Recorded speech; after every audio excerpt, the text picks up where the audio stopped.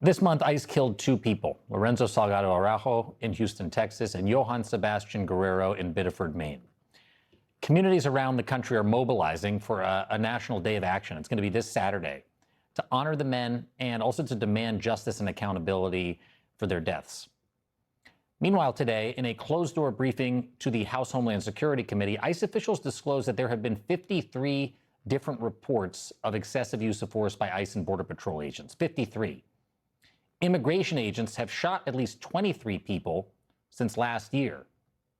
6 have died, but so far only one has been referred for disciplinary action.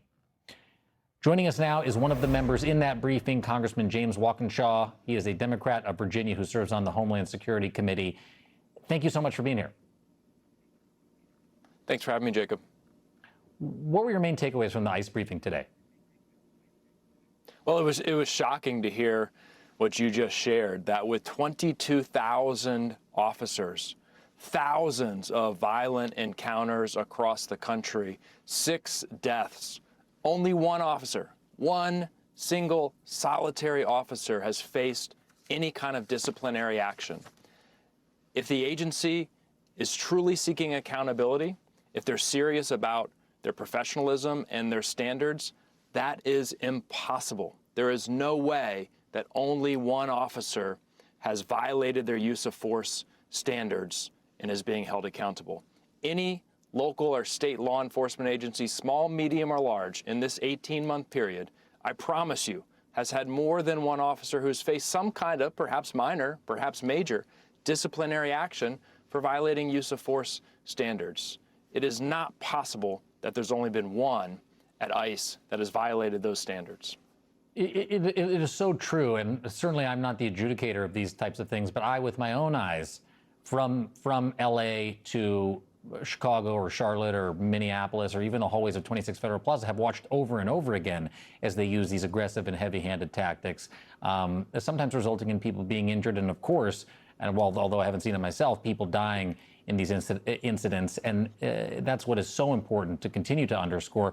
I have a question about this briefing because it was organized by Republicans on the committee. Why was it? Can you explain why it was behind closed doors and why it was not open to the public? I think that's a great question.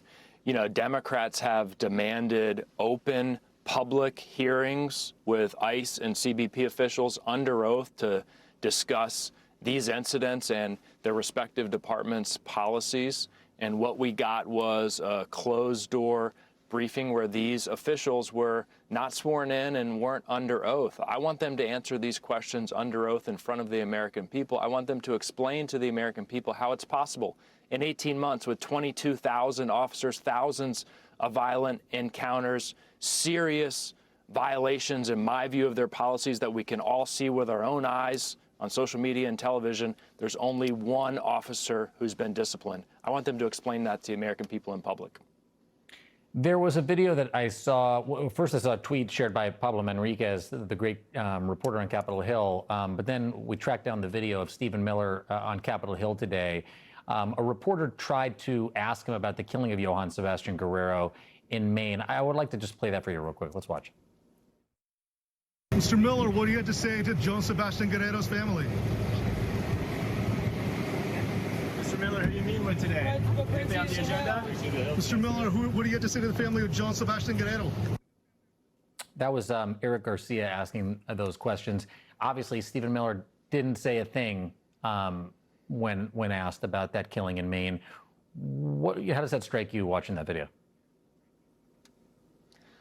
Well, one, to see a guy like that, Stephen Miller, who calls himself pro-family and says we need to be a pro-family nation, to not have anything to say to the family of this individual who was just killed. Excuse me for interrupting you. Sorry, I think as he walks with his own family there, if I'm not mistaken.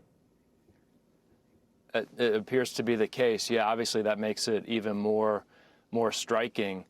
Look, one of the things that also came up in this briefing was the background checks at ICE, and we know in that instance, the officer who was involved had some very, very serious issues with violence that clearly ICE's background check failed to capture. This is a guy who should not have been out on the street with any position of responsibility, and yet ICE failed to flag that. That puts the American people at risk when you have folks like that out on the street with weapons terrorizing communities. Stephen Miller should answer for that. It happened on his watch. And on Friday, my understanding is you're going to go to Houston, right, for another shadow hearing and to meet with the family of another man killed by ICE, Lorenzo Salgado Araujo. I spoke to his son, Ronaldo, on my show a couple of weeks ago. Tell us about what you are hoping to achieve, to learn when you visit with the family in Houston. I was in Minnesota after Renee Good was killed, and it was powerful for me to look into the eyes of Minnesotans and see their fear, their anger, their frustration. And as painful as it's going to be, I want to look into the eyes of Mr. Araujo's family and feel for myself the pain that they're experiencing, so I can take that back with me to Washington and communicate it to my colleagues, especially my Republican colleagues. Congressman James Walkinshaw, thank you so much for being here and letting us know what you learned and what you weren't able to learn in this hearing, in this meeting today. Appreciate it.